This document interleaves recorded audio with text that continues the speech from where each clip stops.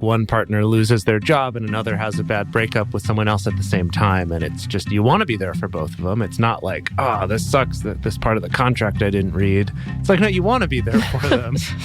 But it is hard, right? It can take a lot out of you to give that support in general. And then to be giving it double or more, it definitely can take a toll.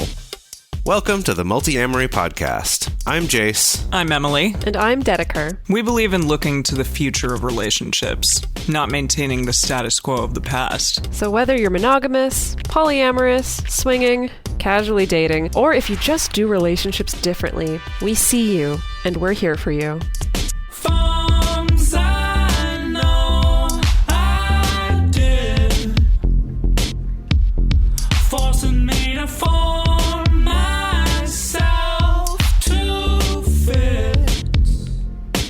On this episode of the Multi-Amory Podcast, it's all about the hinge. In non-monogamy, V-style relationships are common, and many people have the experience of being the hinge partner in the middle of that V. However, not a lot of people talk about the unique responsibilities and struggles for that partner who's connecting the two others. So today, we're going to take a look at the role of the hinge in more detail, including the unique benefits and difficulties inherent in being a hinge, some common pitfalls, and some specific skills that you can use to be a good hinge. No squeaks. A well-oiled hinge. Yes. Dedeker, I feel like this is something you've been a lot. I guess, but all three of us have been a hinge. Yeah, before. we all have hinge experience in our non-monogamy CV. Yeah, hinge experience, I think, is what it's called. Some hinge experience that we can discuss. And also have been the other two parts of the V as well. The legs. You The call it legs? the legs? What would you call it? The lines. I was like going to say the points, but well, sure. one person's the door jamb and the other person's the door, and then the hinge. Gosh. One person's the wall and one person's the door. Yeah, exactly. I've known some relationships like that. Oh, boy. There you go. Oh, boy. Yeah. Okay. Well, so let's talk about V's and hinges. This is a little bit of a 101 level discussion that we're going to have right at the gate, just to lay out some vocabulary. Not everyone out there is really familiar with all this terminology, so we'll just clarify it for everybody listening. So one of the most common forms of non-monogamy and polyamory are what I like to call multiple linking dyads. Now, I love that phrase, multiple linking dyads. It doesn't exactly roll off the tongue, and it doesn't exactly call to mind exactly in your mind's eye. Would you say you coined that term? I almost feel like you did. No. No. Okay. I wouldn't say so. All right. You just say it a lot, so. I do. Yeah. Because it's a thing you like. It's hard to convey to people. I think that often I'm having to use that phrase a lot and explain it in interviews, in particular media interviews, because so many media outlets are just like, oh, are you all in a group relationship together? No. So like you all live in a house together? That's how most journalists sound these days. They're like, oh yeah, so like what if you'll sleep together in the same bed? And so I'm constantly having to explain like, oh, actually in non-monogamy, like triads and quads and group relationships are not the main form of relationship. Actually, what's most common are these multiple linking dyads, and let me explain to you what that means. And then you just watch the enthusiasm and excitement drain out of their eyes as they realize. Then they're like, that sounds so boring. many regrets. Yeah. So many regrets. Yeah. Why did I have this person on? The scandalous, exciting thing I wanted it to be. Yeah. Yes. So let's break that down. A dyad is a two-person connection, a two-person relationship. A dyad is what we are used to seeing when we think of a romantic relationship. And one or both of the points of that dyad may be connected to other people, right? Forming all kinds of these wild molecular structures, especially within non-monogamy. Hence, that's why there's this term polycule to describe that, this idea that we're all kind of connected together in these kind of molecular ways, or maybe like a constellation as well. Funny thing about the term polycule, a couple of years ago when my partner Alex came over to California to visit, he and I were meeting up with a friend of his that he hadn't seen in a couple of years, and he was like texting with this friend leading up to the meeting, and Alex is kind of the opposite of me in that he's like much more willing to kind of like come out about non-monogamy like first thing right out the gate, with people, I tend to wait and kind of do the slow drip and wait and see if this is going to be a conversation that's worth my time and effort. But what does he he's just say? like right out the gate, texted his friend just to clarify, because I think he wanted to be honest about the fact that like I was hanging out with Jace, or like we were going to go see, stuff like that. And he's like, oh yeah, just so you know, we're in a polyamorous relationship, yada, yada, yada, just to clarify. And his friend was like, I live in the Bay Area. We're down with a Kuel. Like apostrophe Kuel. That's great. We know what a Kuel really is, like okay? And he's that. like, whoa, all right, got it. Yeah. In the Kuel, man. I love it's that. funny because that reminds me of the second time when we went on tour, and I think Dedeker and I walked into a Starbucks or something to get coffee. Or it wasn't a Starbucks. We actually went to an independent coffee place, but whatever. Not important. And Cool. They were like, oh, what are you in town for? Because we mentioned something about being in town just for a little bit. They're like, oh, what are you in town for? And I saw Dedeker do the hesitation of like, oh, what kind of generic response do I give? And I was like, oh, we're here doing a live show about polyamory. And like everyone behind there's like, oh, far out. That's awesome. Just like, cool, man. Right. Yeah. I'm inclined to be the one who's like, I'm in town for business. Right. Period. Exactly. But I Everyone knew I else was is like, we're yeah. in Seattle at a coffee shop. Yeah. They all know. They're like, yeah, okay. So us too. Got cool. See you there. That's lovely. So to rope it back to the Kuel.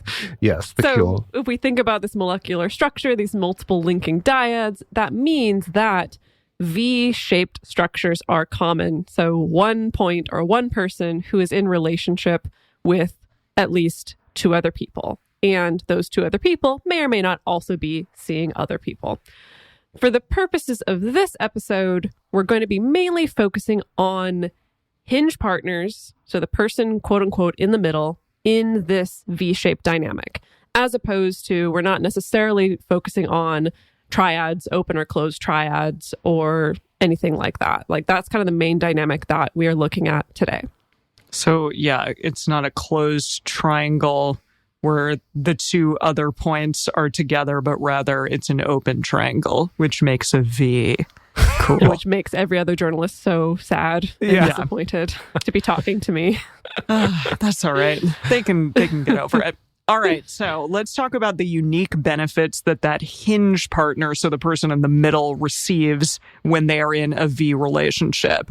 So they get things like double emotional support. They can receive that emotional support. If something challenging is going on, then they have two partners or more potentially that, get to be there for them. So multiple partners to turn to when things are tough, multiple partners for processing, multiple partners that may be able to take on things like physical or mental or emotional labor during big life transitions.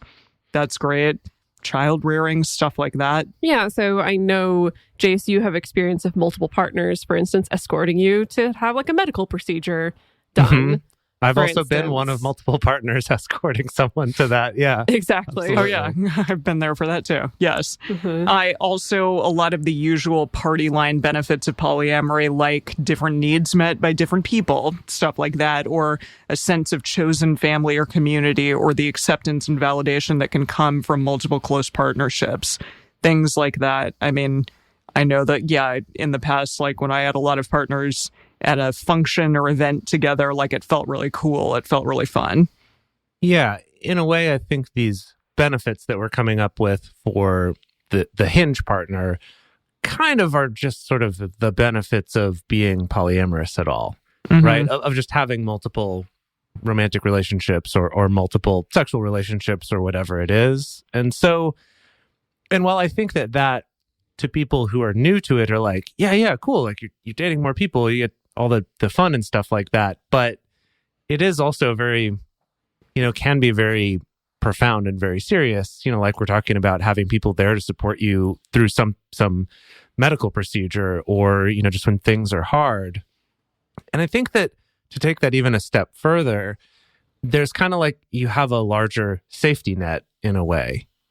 It's like if something's not just tough sort of emotionally, but say like you lose your job even, or you get injured, or, something happens that you do potentially have this wider safety net.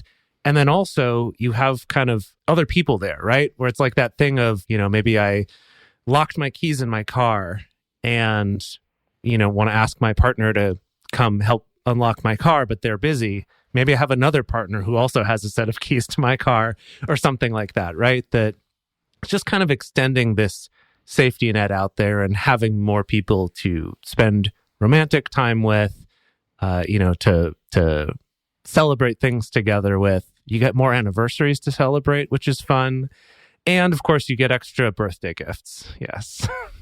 Always fun. Again, there's kind of this overlap with the benefits of just having a wider support network and more people in your life as well. Right. Yeah. I wanted to talk about the unique benefits partially because I do think that sometimes people don't focus on the particular struggles, which we will get into, because of the fact that on the surface level, people look at the Hinge partner and perceive, oh, well, they're the person with two partners, and so it must be an easy ride for them. Clearly, they're the one who's getting the most benefits in this situation. And as we've highlighted, there are a lot of particular benefits that you do get in that situation. But I have seen, particularly in my coaching practice, a lot of people who are the Hinge partner really, really struggling, really having a hard time, really not sure what to do next, and unable to get a lot of sympathy or empathy from their support network, I think because of that perception of like, well, you're the one who has two partners, so clearly you've got the easiest job of anybody. With that said, what are the unique struggles that Hinge partners face in a V? In counterpoint to what we were saying about a Hinge partner receiving double, potentially more, emotional support, often Hinge partners are also expected to give that emotional support back, ideally. And so that can mean a double duty of giving emotional support as well. So it may mean having multiple people at once calling on you for physical labor, mental labor, emotional labor, sometimes at the same exact time. Sometimes both partners will be going through a tough time for different reasons, and you're the one who has to extend yourself to be able to offer that support to both partners. Yeah, it does happen, where like one partner loses their job and another has a bad breakup with someone else at the same time. And it's just, you want to be there for both of them. It's not like, oh, this sucks, this part of the contract I didn't read. It's like, no, you want to be there for them. But it is hard, right? It can take a lot out of you to give that support in general, and then to be giving it double or more. It definitely can take a toll. Yeah, this idea that you have to sort of keep everybody else happy and sort of spread yourself thinner and thinner, especially if people are going through really challenging times at that moment. And many Hinges report feeling stressed and anxious about attending to their partner's needs, especially when those needs might be competing with each other, like you were just talking about. Also, those needs may be competing with each other, where it's like both people have a need for a lot more of your time right at that moment. And it's sort of like, well, if I'm giving more to one, I can't be in two places at once. Yeah, exactly. Yeah. It can be really hard. Yeah. When you have more people in your life, there's that potential that you're sacrificing your own self-time and your own self-care, things like that. You might feel the need for all of your free time to just be scheduled with partners, or you lose a sense of prioritizing your own needs and you think, hey, I need to just be attending to every single other person in my life. Yeah, I've definitely seen this and experienced this as a Hinge, where if both partners that the Hinge is dating are in need in some way, often it's somehow this weird thing that happens where both partners can feel like I'm not getting enough of your time, or I'm not getting enough quality time. And then that can leave the Hinge partner feeling like, oh gosh, then I can't have any time to myself. If I have two partners who feel like they're not getting enough time, then I need to be offering up every single bit of free time that I have, or free energy that I have, so that I can help solve this problem. My partner's needing more time.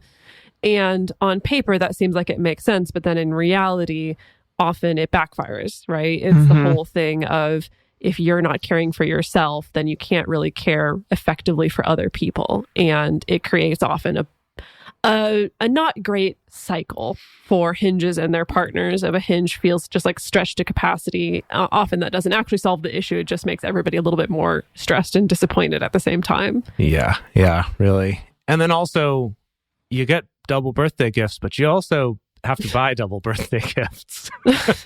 Or more. Yeah. Or more, yeah. Yeah. And the birthday gifts, that's just one example that it's the same thing. There could be extra cost, right? Mhm. That the cost of paying for date nights with multiple people, the cost of paying for multiple trips with multiple people or anniversary celebrations with multiple people, that there can be. And of course, it depends on what level of financial entanglement or financial investment, is appropriate for the different relationships, but it can mean that your just straight up costs at the end of the day can escalate because of that. Another thing that I've noticed with Hinges is there's a struggle with what I call managing the image. And what I mean by Talk that more about this. Okay, yeah. So what I mean by that is I've seen a lot of Hinge partners really struggle with the fact that often from the outside, they're perceived as like, okay, you're just with this partner, right? Okay, oh, you're taking a trip with this partner, so that must mean that's the important relationship. And then a couple months later, like, oh, wait, you're taking a trip with that partner too? Or like you're celebrating an anniversary with that partner too? Wait, so did you break up with your other partner and now you're with this person? And this falls under the jurisdiction of some general polyamory misconceptions and stigma and bias, but I've seen that often sometimes fall disproportionately on the Hinge, needing to essentially really be the one to kind of make sure that the world knows, like, no, I'm holding both these relationships at the same time. It's not just like a one or the other. Of course, the way that this can trickle down is with stuff like social media, and trying to manage like, oh God, if I post a picture with one partner, do I need to make sure it's super equal and I post it with another partner? When is it appropriate to start doing that? How do I manage two different partners' level of outness? That's kind of another unique challenge that I've seen fall on a Hinge.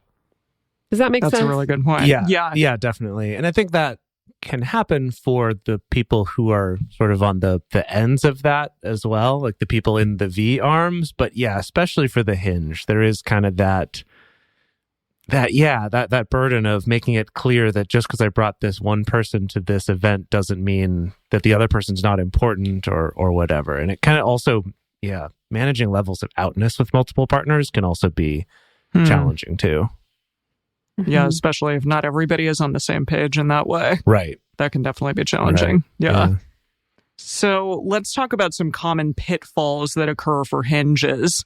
One of them, absolutely, that I'm very familiar with is defaulting to people-pleasing behavior.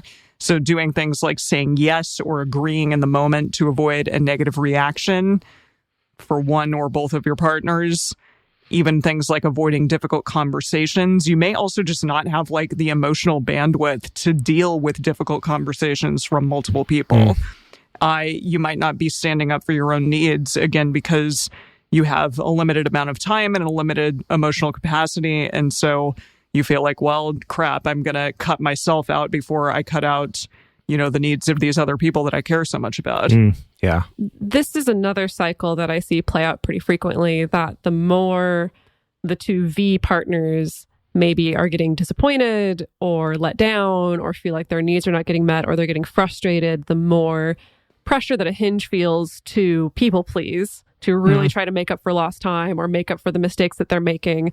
And then there can be this tendency to just kind of agree to everything, whatever their partners ask, without maybe considering, if I say yes to this, does that mean I'm actually saying no to something with another partner? If I say yes to this, does this actually influence my other partner and they should be part of this conversation? If I say yes to this and yes to that, is that creating a time paradox where I'm actually committing to more time than is available in a day or in a week? And then of course that often feeds back into the cycle of someone being disappointed or hurt or let down in some way, and it all just feeds into itself. Yeah. Boy, oh boy. Another really tricky thing to maneuver is oversharing or undersharing information with each of the people that are in the V. So things like not protecting a partner's privacy, that sometimes can be really challenging. And you have those questions of like, how much should I expose or not about this other partner's situation? What's allowed, what's not allowed? Things also like processing fights or arguments that happen in one relationship with another partner.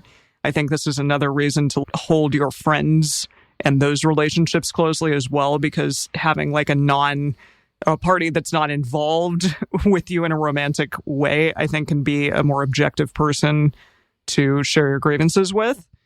And also withholding information that's relevant to a particular partner or compartmentalizing information. Things like that. It's a very tricky kind of maneuver, tightrope to walk, figuring out how much you should be disclosing or not disclosing, and trying to be communicative with both partners as much as is needed, but not necessarily oversharing that information.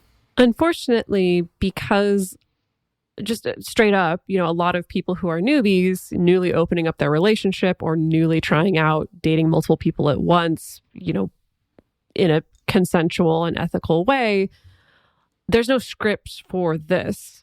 Unfortunately, we don't have a lot of social scripts about what is appropriate to share. How much should I tell one partner about the other partner? How appropriate is it to talk about what's going on in one relationship with a different relationship? And so people just kind of get thrown into this. And to be fair, some of it is unintentional of just, like I said, we don't get education about this. And so we just kind of take a stab in the dark.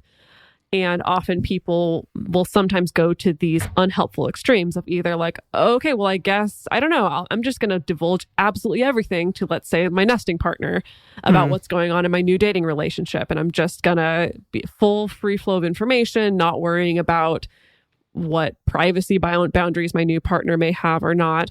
Or they can default to the like, oh, this is weird to talk about. I don't know if it's okay. Maybe it's going to upset one partner or the other. And so I'm just going to not talk about anything that's going on.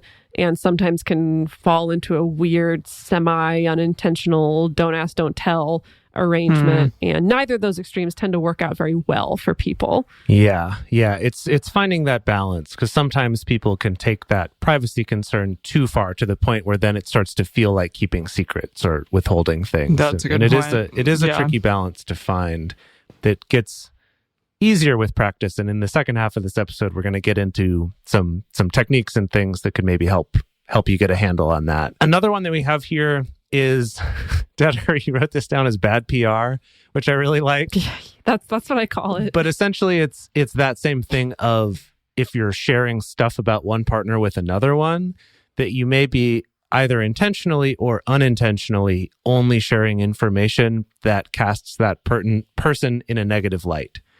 And a lot of times this comes from a place of, say, I have a partner who's feeling insecure.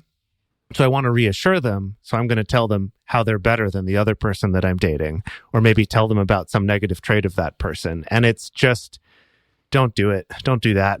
But it's a real problem that happens. And it comes not from a intentionally mean place. It's just like, I'm going to reassure you, but it can actually lead to a lot more negative consequences down the road. This can also happen if you are oversharing. For instance, if you talk about a fight or an argument or some kind of fallout that happened in another relationship and you're using a different relationship as a space to process for that often that sets up your partner to not necessarily feel very supportive of your relationship. Right. If all you're really bringing to them is all the relationship drama that is happening, big or small. And I got to say, that also is the case for friends, for family members, for stuff like that. Just something to keep in mind in general. Don't like shit all over your partner to another person, because it's probably not going to make your friends or your family or whomever see that person in a good light. Unless you are very clear that you are looking for someone to support you in, let's say, leaving that person. Sure. That's a little bit different. Of course. Right. And I think it's fine to get that kind of support, but it's often we only ever come during the problems and not also sharing the positive things and the good things. So finding that balance could also be a way to look at that. Another challenge that Hinges can run into is trying to force the metamor relationships. So the two people that they're in a relationship with, trying to force their relationship with each other to look a certain way. And this could be anything from putting pressure on them or even coercing them to be closer friends or even to be sexual partners with each other that they may not be that interested in or at all interested in, or the opposite extreme of really trying to keep them separated and not let them communicate with each other, that both of those things are not great. And that's a little bit related to another pitfall that I see all the time, which I call the double dip or I also call it the double dip for maximum efficiency, where basically a Hinge can fall into this habit of trying to prioritize group hangouts, as in, oh, all three of us will spend time together, at the expense of solo quality time for one of the partners or both of the partners. And again, this is a thing that on paper makes total sense. If I have two partners, both of them feel like they're not getting enough time with me. If I just double up and we have more group hangouts, like that counts, Problem right? solved. You know, Total then amount of everyone's time. happy. Problem Yeah. solved. Maximum efficiency. Not And necessarily. yeah, that's not to say that group hangouts can't be great and really fun, but I've worked with a lot of people where, I don't know, people can start, basically, partners can sniff that out very quickly. You know, that this is what's happening is just what my experience has been. People can tell really quickly, like, hey, instead of the quality time that I'm asking for, I'm kind of getting this as a substitute. And it doesn't quite fly. And then the last pitfall that we're going to talk about, and this is a doozy, we're going to give it its own entire section just to talk about this, because I think this is an aspect that can underlie all of these previous pitfalls that we talked about, and that is triangulation. So we're going to talk about that more in depth after our ad break. But first, we're going to spend a couple minutes talking about the ways that you can support this show so that we can keep this information coming to you for free. Healthy sleep is extremely important for a healthy life. I've been finding that recently because I've been struggling with sleep, unfortunately, recently. There's a lot of factors that go into good sleep, including the mattress that you're on. Sadly, I'm not currently on my Helix mattress, and I do think that is affecting things. Yeah, it's been so nice being back on the Helix mattress after a month away. So Helix Sleep, they have a quiz that you take on their site. It takes about 2 minutes to complete, and it matches your body type and your sleep preferences to the right mattress for you. So with Helix, you're actually getting a mattress that's made for how you sleep, not just how some theoretical other person sleeps.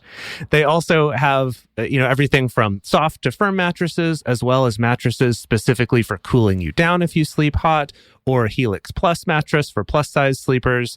I took the quiz. I was matched with the Dusk mattress because I wanted something that was more medium, because I sleep sometimes on my side, sometimes on my back, sometimes on my stomach. And Dedeker and I both took the quiz, and that one worked well for us. So I was like, okay, this one seems like a good fit. And if you get one, please, you will regret it if you don't have someone film the unboxing. The unboxing is really cool to watch. So definitely do that and let us know. Helix is awesome. We all love it, but you don't need to take our word for it. Helix was awarded the #1 best overall mattress pick of 2020 by GQ and Wired magazine. Just go to helixsleep.com/multi, take their 2-minute sleep quiz, and they'll match you to a customized mattress that will give you the best sleep of your life. They have a 10-year warranty, and you get to try it out for 100 nights risk-free. They'll even pick it up if you don't love it, but you will. Helix is offering up to $200 off all mattress orders and 2 free pillows to our listeners at helixsleep.com/multi. That's helixsleep.com/multi for up to $200 off and 2 free pillows. Grab it today. Hair care is important, and having customized hair care for all the wide variety of hair textures, styles, shapes out there is also even more important. And so we want to talk to you about our sponsor, Prose, the world's most personalized hair care. Yeah, I have already subscribed to Prose, and I absolutely love them. I've been really enjoying how my hair looks and feels, the fact that I don't really have dandruff anymore, and all of those things I think are because of how specialized Prose is to my hair. So I live in Los Angeles. They take that into account when you take their customizable hair quiz. They take into account exactly where you live, what your diet is, whether or not you want vegan products. That's something that's really important to me. They also have this really cool review and refine feature. So that lets you tweak your formulas for any reason, like a change of a dress or hair color or a diet change, something along those lines. I haven't used it yet, but if any of those things do change, then I definitely will. So Prose is a fantastic company, and if you are not 100% positive that you like it, then they will take the products back, no questions asked. I've been away for a month and foolishly did not take my pros with me. And it was really nice to come back and actually have it just feels so different both in the shower and afterward. So yeah, definitely recommend it. Pros is the healthy hair regimen with your name all over it. Take your free in-depth hair consultation and then get 15% off your first order today. Go to pros.com/multi. That's PROSE.com/multi for your free in-depth hair consultation and 15% off. Hey, Multiamory listeners. We believe that regardless of what relationship style you're in, you should have access to content that acknowledges you, affirms you, and includes you. And we also think that that information should be freely available. There's a trend that's going on right now, you may have noticed with podcasts, that a lot of them are starting to move behind paywalls. Some of the big companies are trying to monetize podcasts by making you pay to listen to them at all or to hear more than one episode of them. But it's really important for us to be able to offer this show to everyone out there for free and to be able to offer things like listener hangouts and stuff like that. And the main way that we've been able to do that so far is from the contributions of our Patreon community. That's right. Our Patreon community is really what keeps this show going. And it also is a way that we can give back to you. We have a private Facebook group. We have Discord communities. And we can also give you things through Patreon, like early releases, things like bonus episodes. We have regular video discussion groups, which are really, really incredible every single month. We have so many amazing people from all over the world joining them. And it's just a lovely way to interact with our community. And also sometimes we're going to throw you some free merch. And isn't that cool? I love free merch. So if this show has brought you value, if you love the fact that it's coming to you for free, it's giving people out there some great information on relationships, regardless of what sort of relationship configuration you're in. And if you want to interact with our amazing community, then go to patreon.com/multiamory and join us. We would love to have you, and we really, really appreciate the support. And we're back, and we're going to talk about triangles because we love them. Everything is a triangle, y'all. Always. I somehow end up doing all the episodes about triangles. It's because there's three of us. You love triangles. Oh, that's true. We can't escape the triangle. No. And the Triforce of communication. Oh my goodness. You know, we got triangles all around us. Everything. Yeah. Wow. Maybe we should change our logo to be only triangles. Ooh, that's good. Ooh, I like that. I don't hate that. We'll definitely look like a cult at that point. It does. Yeah, you're right. Do triangles equal cult? In my mind, triangles equal Does. cult or a Okay. church. Because Christian church is also very much into the whole Trinity Oh, you're right. thing. Father, Son, and Holy Ghost business, which I still don't know what that means, but maybe I'll find out someday. Okay. Okay, so in this episode of Multi-Triangulary, we're talking about triangulation. Have y'all heard of triangulation before? Yes. Not in this sense. I mean, you've talked Are you thinking about in it. the trigonometry sense? Sure, yeah. Or triangulating something so that it comes together with something else, or right? Like you're seeing Triangulating your position. Yeah, exactly. Seeing where it is. Yeah, it's funny because Is that what I this feel like is? they're kind of very different meanings for the same thing, right? So triangulation is using 2 points to determine the location of a third point, like the distance from 2 other points to determine the location of a third point. But then triangulation here is kind of more about like the sort of telephone game and like the ganging up on people that can happen.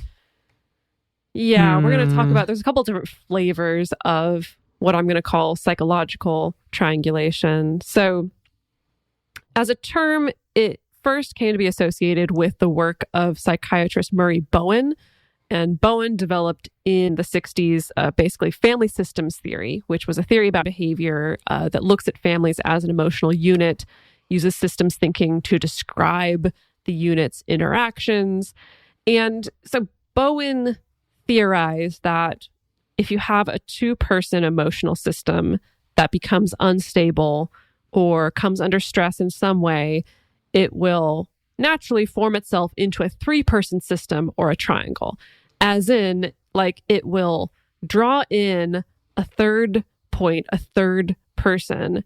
And the way that this plays out in real life is that the third person is sometimes used as a substitute for direct communication. So as in, they have to communicate through this third person. the third They're the person may be used mediator? as maybe like a mediator, but I'm thinking in this context in a bad way, like a Okay. not good, like a the messenger, Go-between. Yeah. the go-between, yes, a third party or the middleman, something like that. Usually this kind of communication is negative or critical, expresses some kind of dissatisfaction. So of course, I think the really common examples we can think of is, the really toxic situation of two parents who are using a child to communicate between each Tell other. your mom that Yes. she's Yes. a stuck-up Right. lady or Yes. something. Or you should tell your mom she's a stuck-up lady. I was going to say something meaner, but I was like, that would be sad to tell to a little kid. She said, yeah. Yeah, I have baggage around kind of being the communicator between my mom and my sister sometimes growing up, and sometimes not fascinating. even necessarily bad stuff, but just being the communicator. Like, it's got me very, very, very stressed out, and to this day still stresses me out. Your sister's see quite a this- bit older than you are? Yeah, she's 8 years older. Okay, yeah. That kind of Yeah. makes sense. I think we can see this in friend groups playing out as well. Sometimes this is called, being the broker or playing telephone, and can definitely see this play out, I think, in the relationships. Sometimes the most common trope is the Hinge having to triangulate between the two partners. So as in, my partner over here said this about my partner over there, and I'm going to try to communicate these things to them. Like, I'm going to try to say, like, oh yeah, like my other partner, she was really upset that like you didn't talk to her at the party, and then I have to go back to my other partner, like, oh well, my other partner says that she didn't mean to not talk to you at the party. It was just this. Like this stuff happens all the time, and it is interesting that I've rarely witnessed Hinge partners feeling stressed out by carrying positive messages between two partners. It's usually the negative stuff that ends up being triangulated through the Hinge partner. But I have also seen this play out in other ways as well. Like, I have seen this play out where two metamors get together and then are conveying weird messages through each other to the Hinge partner. Like, that also happens. For sure. Yeah. Less often, though. Definitely tends to go through the Hinge. So when triangular relationships like this occur, there is this risk of having the two people who are sort of in this alignment forming something called an enmeshed relationship. Enmeshed. So enmeshed relationships, they're relationships in which personal boundaries are diffused and an overconcern for others leads to a loss of autonomous development. And it's kind of similar to the concept of low self-differentiation. Can you explain that a little bit? Well, basically, the idea, I think a good way to think about this is thinking about something like, I guess, our typical example of like a couple who start dating a third, for instance. And so we can look at that couple as most likely having what we would define as an enmeshed relationship here, where maybe they very much identify as a couple. Maybe there's not a lot of good personal boundaries between them, and there's not a lot of autonomy between them, and there's not a lot of self-differentiation between them. And so that can lead to these kind of weird triangular relationships in this particular way. And Got it. also can lead to this slightly different aspect to triangulation as well. So yeah, that factor of triangulation is explored by Josephine Ferraro. And based on her description, it seems that triangulation occurs when unhealthy alliances form between two people against a third.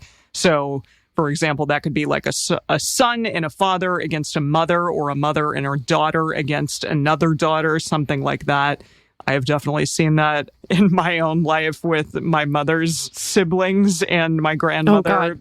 Yes, Yeah, my mother's siblings also. Just Yes. like triangulation is the name of the game. My goodness. All over the place, and I was young and just kind of like, I don't know what's happening, but this sounds exactly like that. Absolutely. For Hinges, it could look or feel like, me and one partner against the other partner, or both partners against me if I'm the Hinge, which is dicey. Both are dicey. Right. Not Yeah. ideal. And so again, No. not ideal. Again, the way that this often plays out is, the Hinge with one of their partners who is maybe quote unquote the good partner that they feel close to, the relationship's going well, and then the other partner who maybe is more needy or going through a rough time, or there's more conflict on that side, becoming kind of quote unquote the bad partner. And it can be very easy to feel like the Hinge is essentially forming this alliance with the quote unquote good partner and ganging up on the bad partner. And sometimes that can swap and go back and forth. But I have also talked to Hinges where sometimes they felt like their partners were ganging up on them to a certain extent, that their two Hinge partners have gotten enmeshed in a certain way to essentially kind of gang up because they have a lot of criticisms or negative feelings towards the Hinge partner that they share. I think it's worth clarifying here too that this very rarely is intentional or something that any of these people are thinking of explicitly. And sometimes the way it shows up is that, say, one of those partners might feel like the Hinge and the other partner are kind of ganged up against them, and that can be surprising news or feel like this completely incorrect accusation to the other two, because it's just, there's this one thing is, I think as humans, this triangulation happens a lot, and so we can be extra sensitive to it. But I think also it's very easy to start doing that without ever being intentional about it. But it's because it's just this natural human behavior. It's not like, hey, we're going to ally against this person like we're on Big Brother or something. It's just like we just Survivor. Right, we just kind of do it. We become a little more enmeshed and aligned over here, and that sort of, by the nature of working together toward this other person, makes them feel more alienated or attacked. And it's just it's a very subtle and very ingrained part of our human behavior that we really have to be conscious of in this kind of situation. Definitely. And I will say, just as a little bit of a side bonus, is that this concept of triangulation, it can also be stabilizing in some instances, at least according to the theories that are out there. So a common example is a couple who's in conflict who go to a marriage therapist. And so they're bringing in this third point, but in that case, having the third point actually helps to stabilize the dyad. But of course, that requires the marriage therapist to also not get enmeshed, right? It's like a good marriage therapist is not there forming an alliance with one partner or the other. This person is the right one. Right. They're not using, they're not kind of playing telephone game through the partners necessarily. And so that's an instance where having the third party there can be very stabilizing. Murray Bowen had some other interesting theories attached to this where, he'd say things like, a dyad could be stabilized by a third party leaving, or it could be stabilized by a third party joining. The unfortunate example that he gave was, so for instance, a couple that are in conflict and then they have a child and that stabilizes them. And I was like, yikes, not a great solution to that problem. Not great. I think that's why a lot of people have kids. They're not impossible for sure. Not impossible. Not saying that never happens, but I'm just saying maybe people rely on that a little bit too much. The same way that people rely on, we add a girlfriend to the mix or we add a third partner to the mix, and that's going to help stabilize us. And we've definitely seen that isn't always the case. Rarely the case, very rarely I would argue. Is that stabilizing. I think this example of the couple going to a marriage therapist is good because this is a person who's trained very specifically to be this triangulating force without getting into sort of the competing for the affections or time of the two people, because it is this professional setting. And I think that's an important distinction to make, an important thing to realize there. Because even if you did have a third person, like you add a third to your relationship and that is stabilizing to your relationship, at least for a little while, at what potential cost to that other person from an emotional energy and labor point of view, totally. Right? And that often gets forgotten. And I would bet that Murray Bowen was not so much focusing on that if he was so focused on the stabilizing influence on them. Doubtful. Yeah, that's true.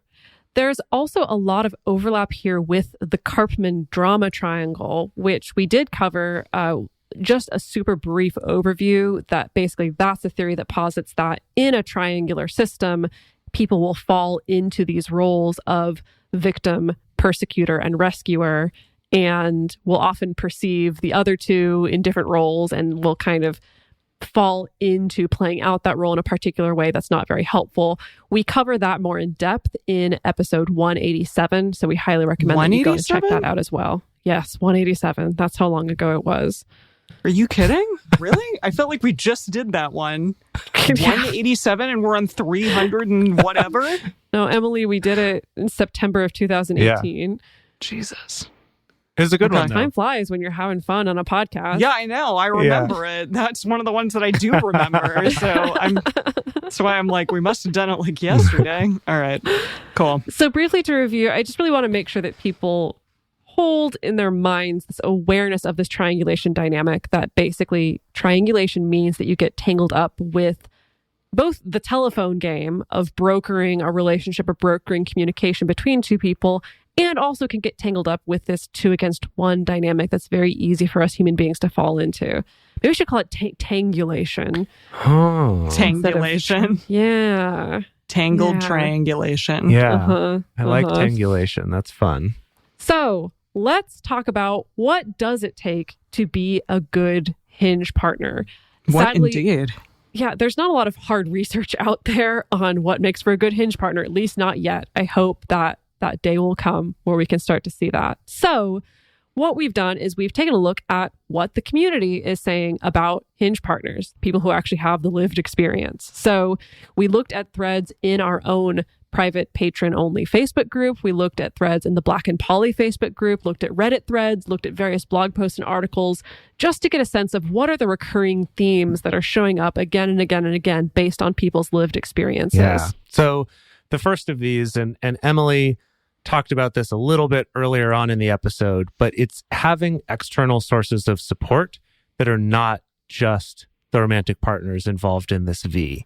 This could be trusted friends, could be a mentor, could be a professional like a coach or a therapist or a counselor, or this could be, really supportive family member, someone outside of these romantic or sexual relationships to be able to get some of that support and to kind of, I guess also maybe to have someone to go to who's outside of any potential triangulation within that relationship or tangulation.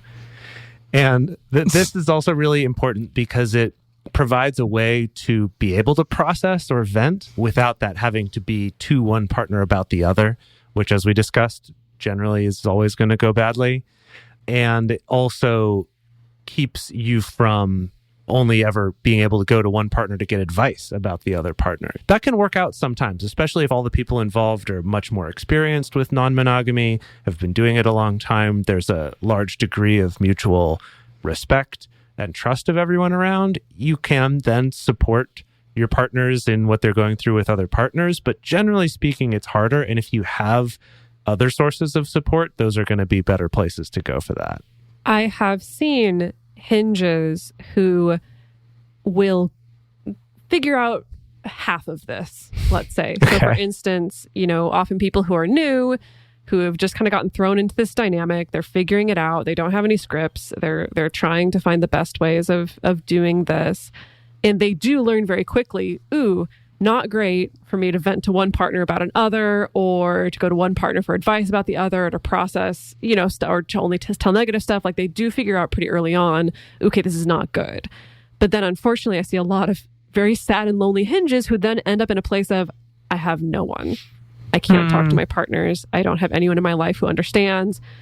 Or when I do open up to people, they criticize me, or they think that I am super lucky because I have 2 partners, that I have seen this happen with Hinge partners of just like, I have nobody, after they have realized kind of the halfway mark of not taking everything just to their partners. So this is so important to avoid this just becoming this little vacuum where you're carrying all this by yourself, because that's also not going to go great.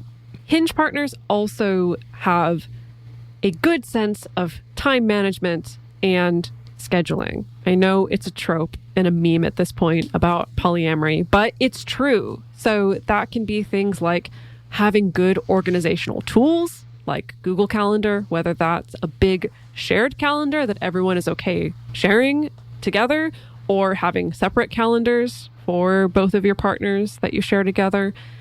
It involves things like having good time awareness. And what I mean by that is the ability to think ahead, anticipate potential scheduling conflicts that may be coming down the pipe, remember important dates for multiple people, such as birthdays, anniversaries, etc.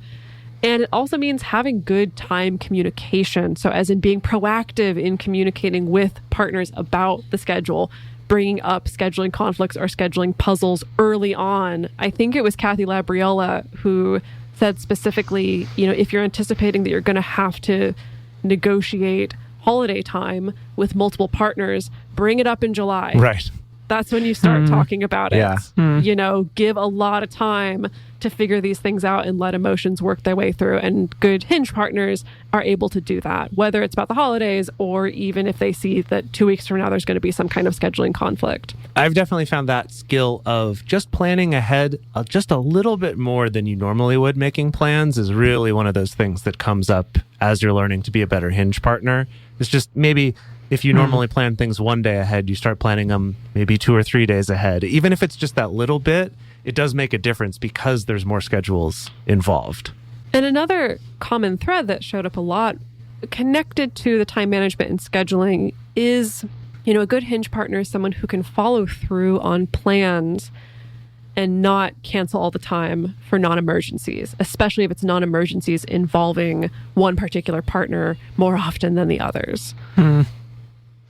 Also, something that good Hinge partners do is that they have boundaries that they can express and uphold consistently. We talk about boundaries a lot on this show, but if you want specific episodes where we do that, you can look to Multiamory episode 179 or 227. So this means things like preserving time for oneself. We've talked about that a little bit before, but that's something that can kind of go awry if you have a lot of partners, that you spread yourself a bit too thin. So having good boundaries and being sure that you prioritize self-care time, that's very, very important. Also, things like expressing honestly and advocating for what you personally want.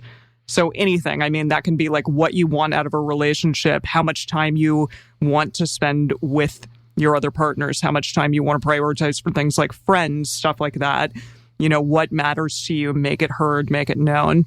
Also, only agreeing to things that you can actually willingly agree to, and say no or renegotiate things that you can't agree to. You're not going to be able to say yes to absolutely everything, and that's really important. Make sure that you are being honest with yourself and honest with your partners about what you can and cannot agree to. Also, on the flip side, you can avoid being hyper boundaried or over encumbered with your boundaries. So, don't be super inflexible, or don't, sit there and say, like, I'm not going to negotiate with you. I'm not going to compromise with you.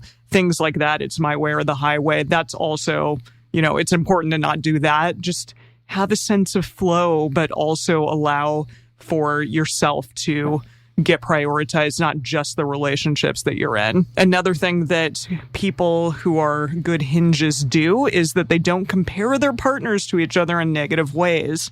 Yikes, this is a big one, but that includes externally and internally. So externally, don't highlight your partner's shortcomings in comparison to your other partner's strengths. Even if you're trying to reassure, it's not helpful.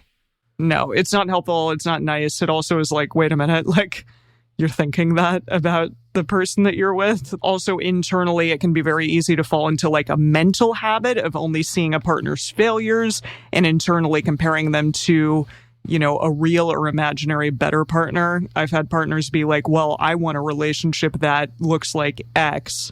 And it really sucked to hear that, because I'm like, well, fuck, I guess I'm not that. But don't be doing that internally or externally. Yeah, there's some research behind this. I think it's research from the Gottman Institute, but basically saying that that's a big predictor of people leaving relationships is basically in our minds, we compare our current partner to our perceived options, right? And so once we perceive that I have a better option or I could have a better option out there, we're much more likely to want to leave. And yes, sometimes that can be a good thing, right? I think that if you're finding yourself in a constant pattern of comparison, whether you're comparing one partner to another in your head or even just one partner to an imaginary other, that may be trying to tell you something. It may be trying to tell you, hey, there's something that you're longing for. There's something that needs to be resolved. You need to leave this relationship. It's not the right partner for you. That could be true. However, it could also just be a mental habit based on there being unresolved things in the relationship that could be resolved. I found that this is especially dangerous if you're in an established relationship that you haven't really been caring for, or the two of you haven't really been tending to for each other.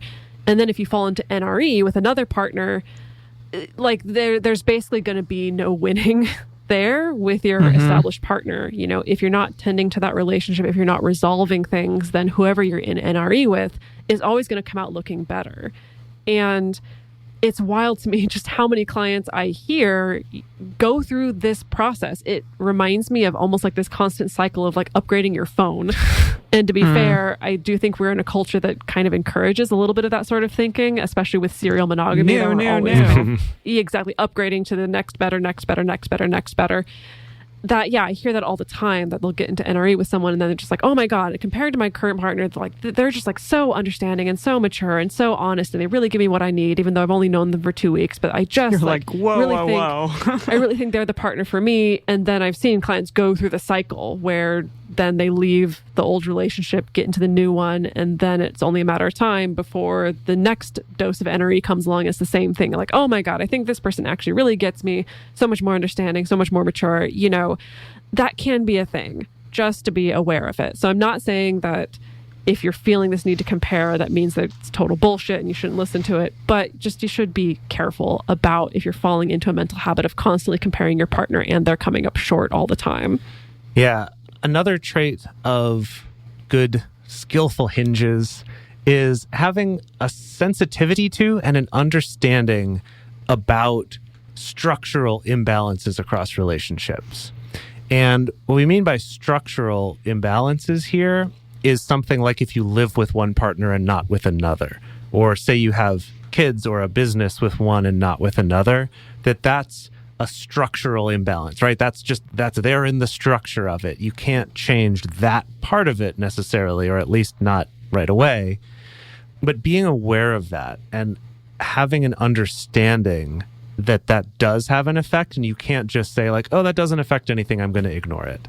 But being aware of it, having a sensitivity to it. So that's things like a willingness to try to provide a little bit extra to counterbalance that for the partners who don't get to benefit from living with you, or maybe being seen with you in public, you know, being a couple on social media, or being the plus one to your wedding of your cousin or something like that. Like all these little pieces of couples privilege that oftentimes still only extend to that one partner who structurally is more entwined with you. So just really being aware and conscious of trying to counterbalance that as much as possible.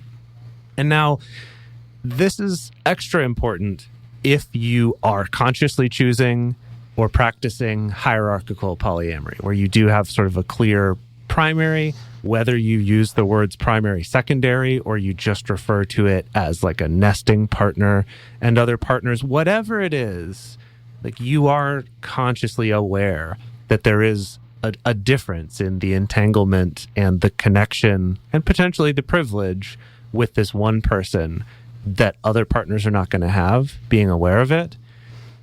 But this is also important even if you practice some sort of non-hierarchical polyamory. Maybe you don't live with any of your partners, but it's still good to be aware of, because as human beings, all our relationships with everyone else is not equal. Like they're never equal. They're never the same. So just being aware of having an awarenessness and a consciousness of the fact that there can be these imbalances, and that's something that you need to address and try to counterbalance when possible. Another thing that good hinges do is that they share information across relationships appropriately and ethically. So that means things like protecting their own privacy and the privacy of others, of the people that they're in relationships with. It's also important to think about when there's an imbalance between like how old or new a relationship is. So often it's really easy for people to overshare about a new relationship. to their partner that's in the older relationship. So definitely being cognizant and wary of that. And it's important to get clear with each partner about what information they're comfortable being shared. That can include a whole host of things, from how out you are or STI status, things like that. It's important to see, like, how comfortable are you with me sharing this information to my other partner. And lastly, the last thing we're going to talk about is a good skill to have is awareness of what belongs to you. And what I mean by that is being able to tell and take ownership of your own decisions and actions, and take responsibility for those things, but also being aware of, okay, if an issue arises, is this an issue between me and one of my partners? Is it an issue between me and a different partner? Is it actually an issue between them as metamors? Or is it an issue that actually is relevant to all three of us that we need to be able to sit down, all three of us, and talk about and resolve? And the way that I see this fall apart is often, okay, so it's difficult to talk, quick sidebar. It's difficult to talk about this because I want to default to, like, okay, yeah, you agree to something with partner A, and then you tell partner B, and then partner B doesn't like it, so you go back to partner A. But to be totally honest, I realize that sometimes that makes it easier to say, but it's not easier to parse or understand. Can you say us? Like, just use me and Jace? I could do that. So, I actually want to make this into a PSA for the entire non-monogamous community that when you make posts about your relationship drama or what's going on in your life and you just use letters where you're like, oh, my partner T said this, but then like that really upset my partner C. And so, but then C's other partner B came and then told me this, that T was going to say, like, using the letters. It's so hard awful. to follow. It's so awful. hard to follow. No one likes to follow it. You get frustrated and fall asleep halfway through. So just use fake names. Come up with fake names. If your partners are not comfortable having their names shared in a particular space, use fake names. That's great. It's tiny amount of effort. Makes it so much more easy to understand. I'm talking to all of you out there listening right now. There, I said it. Okay. So yeah, for this example, beautiful. The more you know. So back to what I was saying. The way that this falls apart is, let's say if my partners are both Jace and Emily, and I agree to something with Jace, and maybe that disadvantages or negatively influences Em in some way. So let's say with Jace, I've agreed, okay, I will only spend one night of the week out of the house for the next 6 months. Okay, great. Yes, agreement. Yes, Jace. And then I go to tell Em that. And instead of saying, hey, I had a conversation with Jace, this is what Jace wanted, I agreed to it. I decided this is what I'm going to do. And I realized that has an impact on you. Instead of saying that, I come to Em and I say, so listen. Jace made me do this. Jace like really wants me to do this and I don't have a choice. And so like Jace is imposing this and that sucks. And Jace sucks. What a beeper melon. That's really muddling what actually belongs to you. Right. Like not taking ownership of really the role that you had in agreeing to that, and that was your decision.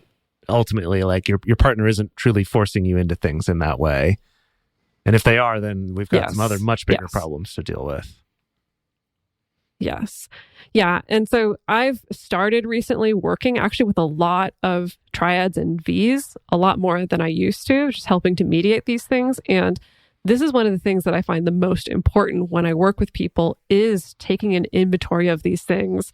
What belongs to this person? What belongs to that person? What belongs to this other person? What's an issue between these 2 points? What's an issue between those 2 points? And then figuring out what's actually relevant for everybody to talk about. And it's ownership. Yes, it's sticky work and it's confusing work and it's hard, but it's so worth it. When you work with a triad, does that then become quadrangulation? God. I wonder what Bo would say about that. This would blow his mind, okay? Just completely blow it. Oh, boy. Yeah. So, we're going to go on and do a bonus episode. Now, this is super fascinating. In our bonus episode, we're going to be talking about what can studies that have been done on communication in step families, what can that teach us about being better Hinge partners? I hope that that's intriguing and tantalizing to the palate of your brain and heart. On our Instagram, we're going to be putting up a poll. We want to know, do you think that it is easy or is it difficult to be a Hinge partner? We want to hear from you whether you have experience being a Hinge partner or not. Do you think it's easy or do you think it's difficult to be a Hinge partner? So go check that out on our Instagram this week. The best place to share your thoughts about this episode with other listeners is on this episode's discussion thread in our private Facebook group or Discord chat. You can get access to these groups and join our exclusive community by going to patreon.com/multiamory. In addition, you can share with us publicly on Twitter, Facebook, or Instagram. Multiamory is created and produced by Jace Lindgren, Emily Matlack, and me, Dedeker Winston. Our episodes are edited by Mauricio Balvanera. Our social media wizard is Will McMillan. Our production assistants are Rachel Shenowork and Carson Collins. Our researcher for this episode is Dr. Kiana Nurse. Our theme song is Forms I Know I Did by Josh and Anand from the Fractal Cave EP. The full transcript is available on this episode's page on multiamory.com.